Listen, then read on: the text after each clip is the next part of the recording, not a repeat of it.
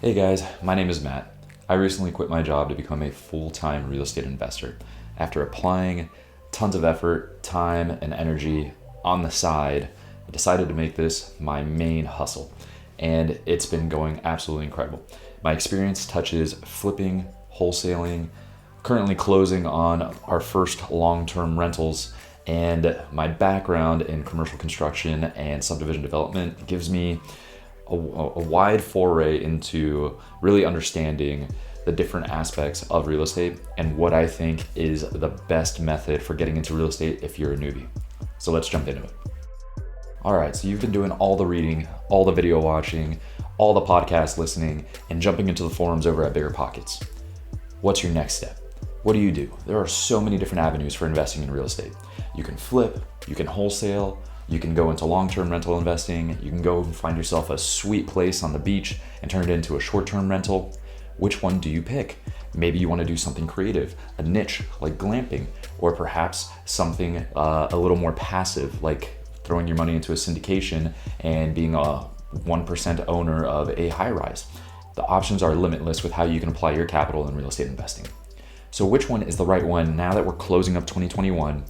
Market conditions are the way they are, with housing prices having soared, rental prices going through the roof. What is the best way to get into real estate in 2022? In my humble opinion, it's wholesaling. But let me go a little bit further into that. Wholesaling homes is basically when you are able to find sellers that want to sell their home, but for some reason they have an issue, and you are there to solve that issue. You are there to be that problem solver. Whether they need to get out of the home quickly because there's an impending mold issue and it's creating a health hazard for the people living in that home, whether it is because they're behind on their taxes, whether it's going to probate because somebody passed away that owns a home, and because there are 4 parties inheriting this home and none of them can agree on how to either rent it out or what to do with this home, they end up selling it. They end up having an issue that they need someone to resolve. And a lot of the time, a wholesaler can come in and buy that home at a cheap discount, which is where all the money is made. As we know, in any investment, money is always made on the front end. It's always how you buy it. Giving yourself that buffer of instant equity, and what I mean by that is by buying a home, for example, for $100,000, when all it needs is maybe $25,000 in work, and then now it's worth $150,000, $175,000, $200,000 even, depending on how good of a deal you find. This can be a tremendous asset for yourself to catapult you into your future real estate investing career, whether it's on the side or whether it's a main hustle like me. But why does wholesaling stand above the rest when it comes to flipping, when it comes to long-term rentals, short-term rentals? In my opinion, it's not necessarily that it stands apart. It's because it is the gateway. It is the gateway to every other avenue. If you're like me and you have incessantly been reading books on real estate investing, pouring through the forums, watching every YouTube video, and you're stuck in this state of analysis paralysis. I was there for about 4 to 5 years. All I did was learn, but I never took the leap of faith. I never jumped. And what ended up happening was I networked my butt off and I met tons of people in the space. And one of those networking connections actually ended up helping me catapult my career. My partner, who had been flipping homes, actually partnered up with me on a deal. And then from there, it just took off. And ever since then, after learning how to flip, we ended up realizing that wholesaling was the gateway to every other avenue of investing. Because if you find a deal that is cheap, what if it's next to a theme park like where I'm from in Orlando, Florida? What if it's near the beach? What if it's near a national park that folks have been flocking to during the pandemic? It could be a great short-term rental, and that could be your first Airbnb. Don't close yourself off by just saying, I'm going to be a long-term rental investor and I'm going to save up $40,000 for a 20% down payment on a $200,000 house. Instead, think of how you can apply your time while you're searching for that home and learning about long-term rentals or short-term rentals or flipping, and marketing out to people that want to sell their home at a discount because of some inherent issue that they have.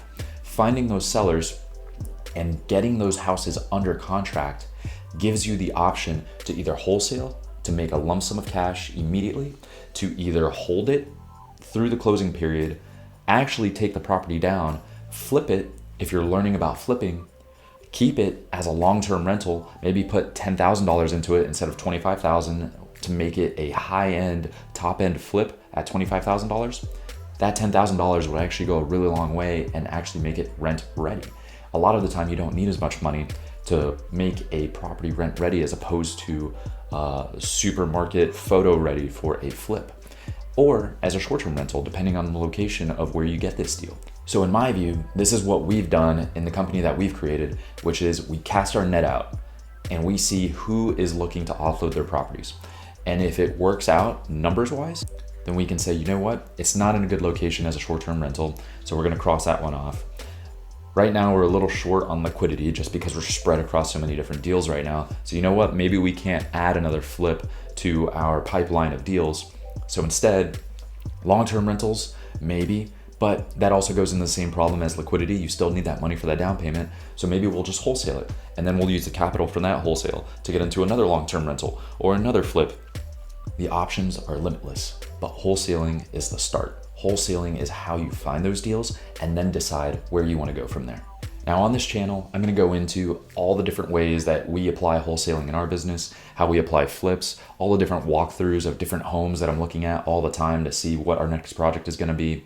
Definitely going to be making a video on these long-term rentals that we're taking down. It's actually a multifamily property, and it's actually a 13-plex, which actually blows my mind. If you asked me a year ago if I was going to have any rentals, I definitely would have said, yeah, probably. I definitely want to get the passive income from long-term rentals, but I always thought it was going to be one unit, not 13. And these 13 I'm coming into with 2 partners.